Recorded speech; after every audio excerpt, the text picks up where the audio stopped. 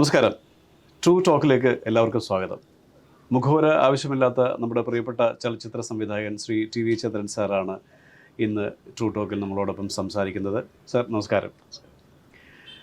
Sir എൻ്റെ കഴിഞ്ഞ cinema ഇറങ്ങിയിട്ട് ഇപ്പോൾ ഒരു 5 വർഷത്തോളം ആകുന്നു. സാധാരണ ഒരു 4 വർഷത്തെ ഇടവേളയൊക്കെ പൊതുവിൽ പല സിനിമകൾ വന്നിട്ടുണ്ട്. ഈ 5 വർഷമായിട്ട് സിനിമ എടുക്കാത്തത് സാർ അടുത്ത സിനിമയ്ക്കുള്ള തയ്യാറെടുപ്പാണോ അതോ എന്തെങ്കിലും ബോധപൂർവമായിട്ട് സൃഷ്ടിച്ചെടുത്ത ഒരു നിശബ്ദതയോ ശാന്തതയാണോ? പ്രായം ഒന്നുണ്ട് പ്രധാനമായിട്ട്.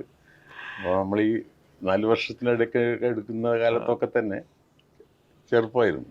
അതെ അതെ അതെ. അപ്പോൾ അതിങ്ങനെ വന്ന് കുറച്ച് നാച്ചുറലി അതിൻ്റെ ഒരു ഗ്യാപ്പ് ഉണ്ടാവും. പിന്നെ ആ സിനിമ കാര്യമായിട്ടൊന്നും ശ്രദ്ധിക്കപ്പെട്ടു. അവസാനം സിനിമ കളിച്ചില്ല എന്ന് തന്നെ പറയാം. അത് വളരെ മോശമായി ഡിസ്ട്രിബ്യൂട്ട് ഒക്കെ പെട്ടിട്ട് അത് അങ്ങനെ അങ്ങായിപ്പോയി. അപ്പോൾ പിന്നെ നാച്ചുറലി ആർക്കും എന്നെ വെച്ച് സിനിമ എടുക്കണം താല്പര്യമില്ല. അപ്പോൾ പിന്നെ വീണ്ടും നമ്മൾ പണ്ടൊക്കെ ആയിരുന്നെങ്കിൽ വലിയ ശ്രമങ്ങളോടുകൂടി സിനിമ എടുക്കുമായിരുന്നു. അപ്പോൾ അത്തരം ശ്രമങ്ങൾ ചെയ്യാനുള്ള ഒരു മടിയും കൂടി, അങ്ങനെ പല കാരണങ്ങളുമുണ്ട്. അതിൻ്റെയൊക്കെ വലുതായിട്ട് വളരെ നമ്മുടെ മനസ്സിൽ തോന്നുന്ന രീതിയിലുള്ള ഒരു സബ്ജക്റ്റിലേക്ക് ഞാൻ എത്തിയിരുന്നില്ല. പക്ഷെ ഇപ്പം ഞാൻ എത്തി. അപ്പം ഞാൻ വർക്കിംഗ് ഓൺ സബ്ജക്റ്റ്, അതായിരുന്നു മെയിൻ കാരണം. പിന്നെ അതിനിടയിൽ ഇപ്പോൾ ഈ കോവിഡ് കാര്യങ്ങളൊക്കെ വന്നപ്പോൾ നമ്മുടെ ശ്രദ്ധയും അറ്റൻഷനൊക്കെ പല വഴിക്കും ചെതറിപ്പോയിരുന്നു. ഇതിൻ്റെയൊക്കെ ആവശ്യകതകളെ കുറിച്ചും സിനിമ എടുക്കുന്നതിന് ഇപ്പോഴും അതുണ്ട്. കാരണം ഇപ്പോൾ വാസ്തവത്തിൽ നമ്മളിപ്പോൾ നിൽക്കുന്നത് നമ്മുടെ ജീവിതം മുന്നോട്ട് എങ്ങനെ പോകും എന്നുള്ളത് പോലും തീരുമാനിക്കുന്ന ഒരു തെരഞ്ഞെടുപ്പിൻ്റെ മുമ്പിലാണ്. അതെ അതെ. നമ്മുടെ തെരഞ്ഞെടുപ്പ് സാധാരണ തെരഞ്ഞെടുക്കലുള്ളത് ഇത് ജീവിതവും ജീവിതമല്ലാത്തതും തമ്മിലൊരു തെരഞ്ഞെടുപ്പായി മാറുക. കാരണം ഇതേപോലെ തുടരുകയാണെങ്കിൽ നമ്മുടെ രാജ്യമൊന്നും ഉണ്ടാവുമെന്ന് എനിക്ക് തോന്നുന്നില്ല. ഈ ഒരു വലിയ സങ്കല്പങ്ങൾക്കൊക്കെ ഒടവ് പറ്റിക്കഴിഞ്ഞു. അപ്പോൾ അങ്ങനത്തെ ഒരു സമയത്ത് സിനിമയും ബാധിക്കും, നമ്മുടെ സിനിമ ചിന്തകളെയും ബാധിക്കും. അപ്പോൾ ജൂൺ 5-ാം തീയതി എന്ത് സംഭവിക്കുമെന്ന് അറിഞ്ഞിട്ട് വേണം ഇനി വേറെ എന്തെങ്കിലും ആലോചിക്കാൻ എന്നുള്ളൊരു പ്രശ്നം കൂടിയുണ്ട്. കാരണം അത് അത്രത്തോളം നമ്മുടെ നിലനിൽപ്പിനെ ബാധിക്കുന്ന ഒരു തെരഞ്ഞെടുപ്പാണിത്. Should we continue, will this country continue, ഈ രാജ്യം ഇതുപോലെ തുടരുമോ എന്നുള്ളൊരു സംശയം ആണിപ്പം നമുക്ക് എല്ലാവർക്കും ഉള്ളത്. അപ്പോൾ അത് ഉണ്ടോ ഇല്ലയോ എന്ന് അറിയുന്ന ഒരു ഇഷ്യൂ കൂടിയുണ്ട്. അപ്പോൾ അതിനു മുമ്പിൽ സിനിമയും ചലച്ചിത്ര പ്രവർത്തനങ്ങളും സാംസ്കാരിക പ്രവർത്തനങ്ങളും ഒക്കെ അന്തിച്ച് നിൽക്കുകയാണിപ്പം. നമ്മൾ കുറച്ചു കാലമായിട്ട് നമ്മുടെ പല സാംസ്കാരിക സ്ഥാപനങ്ങളും ഇല്ലാതായി തുടങ്ങി. നമ്മളത് ശ്രദ്ധിക്കാമല്ലോ. പ്രത്യേകിച്ച് സിനിമ ഒരു ചലച്ചിത്രകാരൻ എന്നുള്ള നിലയിൽ ഞാനൊക്കെ സിനിമ എടുത്തത് ഇടക്കാലത്ത്, അതായത് എൻ്റെ ആദ്യത്തെ 2 സിനിമയ്ക്ക് ശേഷം ഞാൻ 3ാമത് സിനിമ എടുക്കുമ്പോൾ ആലീസിൻ്റെ അന്വേഷണ മത്സരം, ആ സിനിമയാണ് വാസ്തവത്തിൽ എനിക്ക് ഒരു ശ്രദ്ധ ആകർഷിക്കാൻ പറ്റിയൊരു സിനിമ എന്ന് പറയാം. എൻ്റെ സിനിമ വിദേശത്ത് പോയതൊക്കെ ആലീസാണ്. ആലീസിനൊക്കെ എന്നെ സഹായിച്ചത് NFDC എന്ന് പറഞ്ഞ ഒരു സ്ഥാപനമാണ്. അതിപ്പോൾ ഇല്ല. അപ്പോൾ അന്നത്തെ ആലീസിൻ്റെ സമയത്ത് എനിക്കന്ന് ഐ വാസ് 38 സംതിങ്. 38 വയസ്സുകാരനായ ഒരു ചെറുപ്പക്കാരൻ അല്ലെങ്കിൽ ഒരു ഫിലിം മേക്കർക്ക് ഇന്ന് ഇതുപോലെ ഒരു ആശ്രയമില്ല. അന്ന് നമുക്കൊരു സ്ക്രിപ്റ്റ് എഴുതിയിട്ട് NFDCയിലേക്ക് പോകാമായിരുന്നു.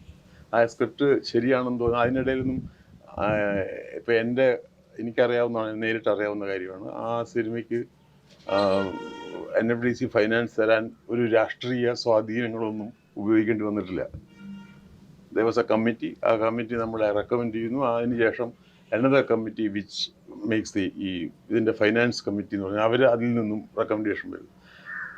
അത്രയും മതിയായിരുന്നു അന്ന് നമുക്കൊരു സിനിമ ചെയ്യാൻ. അപ്പോൾ ആ സ്ഥാപനങ്ങൾ ഇന്നില്ല. അത്തരം എല്ലാ സ്ഥാപനങ്ങളെയും കുറച്ചായിട്ട് ഇല്ലാണ്ടായിക്കൊണ്ടിരിക്കുക. അപ്പോൾ നമുക്ക് ഇപ്പോൾ സിനിമ ചെയ്യണമെങ്കിൽ ഓഫ്കോഴ്സ് അന്നത്തെ സിനിമയുടെ കണ്ടീഷനല്ല ഇന്ന് കുറേയും കൂടി ഡെമോക്രറ്റൈസ് ചെയ്യപ്പെട്ടിട്ടുണ്ട്. കാരണം ഈ ഡിജിറ്റൽ സിനിമ വന്നതോടെ ആർക്കും ഏത് ഫോർമാറ്റിലും സിനിമ എടുക്കാമെന്നൊക്കെ ആയിട്ടുണ്ട്. കുറേയും കൂടി ഈസി ഒക്കെയാണ്. പക്ഷെ സ്റ്റിൽ സിനിമ നീഡ്സ് ഫൈനാൻസ് അല്ലേ? അപ്പോൾ അതിനൊക്കെ നമ്മളെ ഒരു പർപ്പസ്ഫുൾ സിനിമ ചെയ്യാനായിട്ട് ഒരു ഗവൺമെൻറ്റിൻ്റെ ഭാഗത്തു നിന്നൊന്നും സഹായമല്ല, ഉപദ്രവങ്ങൾ മാത്രമാണ് ഇപ്പോൾ ഉള്ളത്. അപ്പോൾ നമ്മളെ ഒരു അഭിപ്രായം പറഞ്ഞാൽ ഏത് സമയത്തും നമ്മൾ അകത്തായി പോകും. ഞാൻ ഒരു തമാശ പറഞ്ഞിരുന്നു, ഈ ഫിലിം ഫെസ്റ്റിവലിൻ്റെ എന്താണ് ഡോക്യുമെൻ്ററി ഫിലിം ഫെസ്റ്റിവലാണോ അങ്ങനെ ഒരു ഫെസ്റ്റിവൽ ഞാൻ ഉദ്ഘാടനം ചെയ്തിരുന്നു നമ്മുടെ അക്കാഡമിയിൽ കഴിഞ്ഞ വർഷം അവസാനം.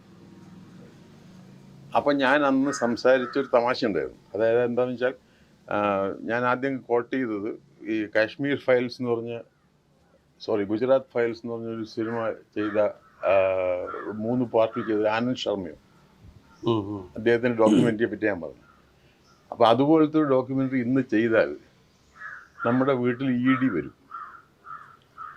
മനസ്സിലായി. അപ്പോൾ ഈ പുതിയ ഡോക്യുമെൻ്ററി ഫിലിം മേക്കേഴ്സിനോട് ഞാൻ പറഞ്ഞു, you go head beware of ED എന്നാണ് ഞാൻ പറഞ്ഞത്.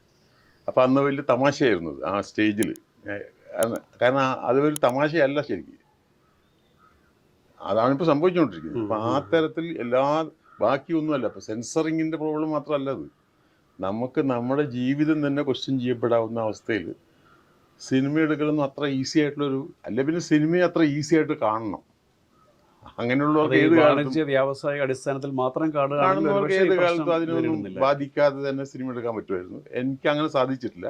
ഇനിയിപ്പോൾ ഈ പ്രായമായ പീരീഡിൽ അത് മാറ്റിയെടുക്കാൻ എനിക്ക് താല്പര്യമില്ല. അങ്ങനെ പല കാരണങ്ങളും കൂടിയാണ് ഇടവേള ഉണ്ടായതിന്റെ പിന്നെ. അതെ അതെ അതെ.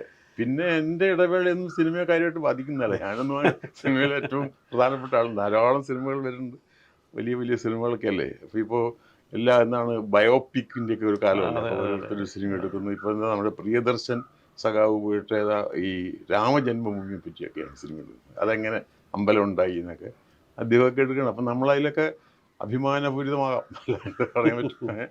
അങ്ങനെയൊക്കെയാണ് സ്ഥിതി.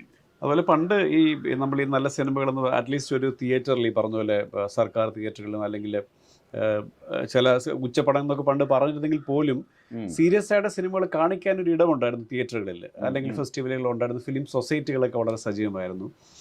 ഇന്നിപ്പോൾ വന്നിട്ട് ഈ സീരിയസ് ആയിട്ട് സിനിമ കാണുന്ന ആൾക്കാർക്ക് ഫിലിം ഫെസ്റ്റിവലുകളോ അല്ലെങ്കിൽ സോഷ്യൽ മീഡിയ എന്ന് പറഞ്ഞാൽ യൂട്യൂബോ അല്ലെങ്കിൽ OTT പ്ലാറ്റ്ഫോമുകളൊന്നും ഈ പറഞ്ഞ പോലെ സീരിയസ് സിനിമകളെ പ്രോത്സാഹിപ്പിക്കുന്നില്ല. കൊമേഴ്ഷ്യലി വയബിൾ ആയിട്ടുള്ള കാര്യം മാത്രമേ ഉള്ളൂ.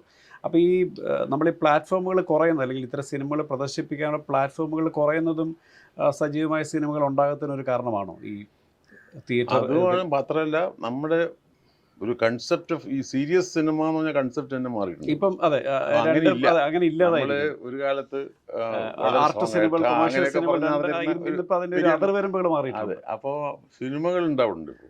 ഇപ്പോൾ നമ്മളെ ജോസ് പല്ലിശ്ശേരിയുടെയൊക്കെ സിനിമയെ നമ്മൾ ഏത് ഭാഗത്തിൽപ്പെടുത്തുക, സീരിയസ് ആണെന്നോ അല്ലെങ്കിൽ അങ്ങനെയല്ല എന്ന് പറയാൻ പറ്റില്ല. But it's real cinema.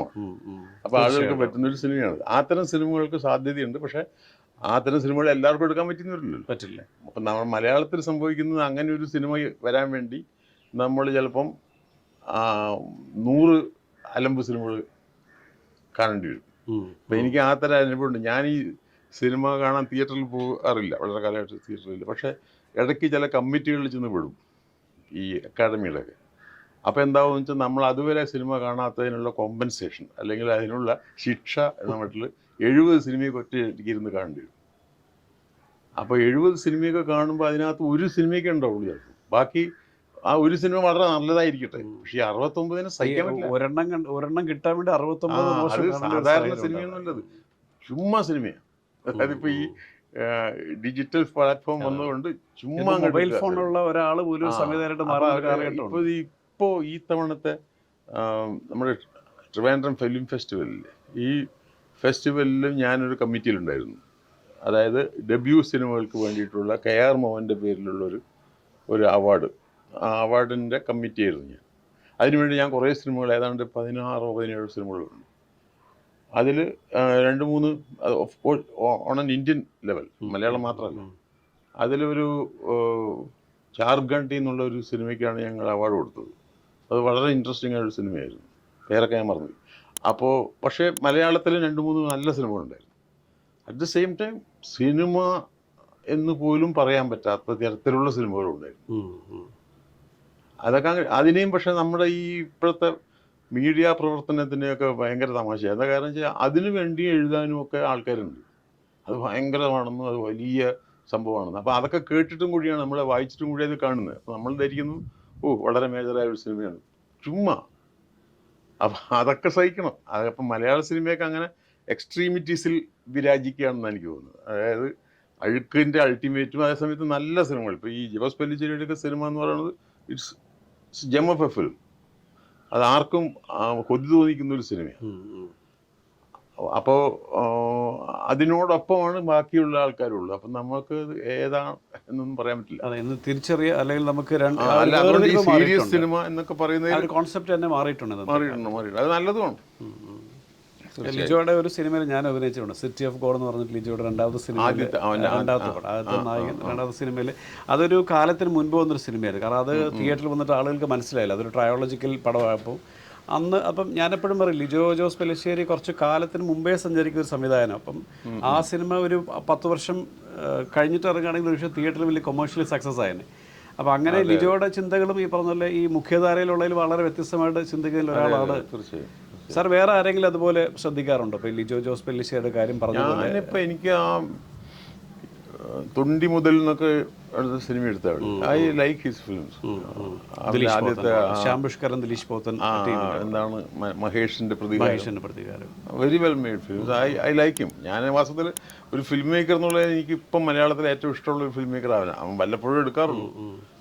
അവൻ കൂടുതൽ സമയത്ത് അഭിനയിച്ചൊക്കെ കൂടുതൽ സമയത്ത് ദിലീഷ് അഭിനേതാവ് എന്നുള്ള നിലയിൽ. പക്ഷേ ആ ടീം തന്നെ, എൻ്റെ ടീം ശ്യാം എഴുതുന്നു, ദിലീഷ്, അവർ നല്ലൊരു ടീമാണ്. Very good. പിന്നെ ഇപ്പം ഈ പെല്ലിശ്ശേരി ഉണ്ട്, അത്രയ്ക്കേ ഉള്ളൂ. പിന്നെ എല്ലാവരും ഞാൻ അങ്ങനെ നോക്കാറുമില്ല. പക്ഷെ കുറേ ഇങ്ങനെ ഇത്തരം കമ്മിറ്റികളിലൊക്കെ ഇരിക്കുമ്പോൾ കാണാൻ വന്നിട്ടുണ്ട്. അപ്പോൾ അതിൽ എനിക്ക് ഇവരെയൊക്കെ വളരെ താല്പര്യം തോന്നിയതാണ്. വെരി ഗുഡ്, ഒരു സംശയമില്ല.